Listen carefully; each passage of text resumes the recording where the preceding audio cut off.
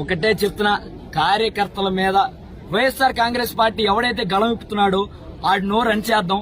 నేను చేసిన తప్పులు ఎవడో మాట్లాడతాకి వీల్లేదు అంటే నీ వడతూపులకి నీ కార్యకర్తలే భయపడరు, మా కార్యకర్తలు భయపడతారా?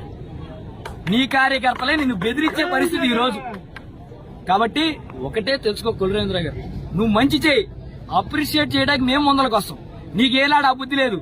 మనకి కోర్టు వచ్చింది అని అప్రిషియేట్ చేయడానికి ఎప్పుడు మాట్లాడింది లేదు. నువ్వు మనకి మంచి జరిగింది అని ఎప్పుడు మాట్లాడింది లేదు. నువ్వు బందర్ కొరకు ఏదో ఒక మంచి పని చేయి. కులరవీంద్ర గారు ఎరగదీశాడయ్యా, నేనే ప్రెస్ మీట్ పెడతాను. నువ్వు గెలిచిన రోజు కూడా నువ్వు గెలిచావు, నీ కంగ్రాట్స్ అని చెప్పి నేను దేనికి సిగ్గుపడి, నువ్వు మంచి చేస్తే మంచి ఒప్పుకుంటా.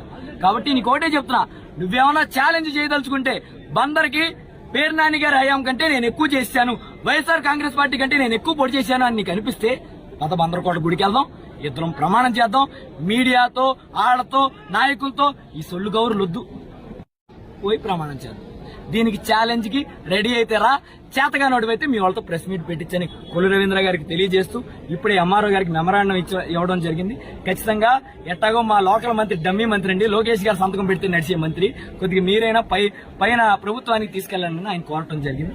ఖచ్చితంగా అమలు చేయని పక్షంలో పోరాటాలు చేయడానికి, ఎందుకంటే వైఎస్ఆర్ కాంగ్రెస్ పార్టీ రక్తంలోనే పోరాటాలు ఉంది. మేము పోరాటాలు చేసి పైకి వచ్చాం, పోరాటాలు చేసి మళ్లీ పైకి వెళ్తాం. కాబట్టి మా పోరాటాల్ని ఏ వ్యవస్థ ఆపలేదని అందరికీ తెలియజేస్తూ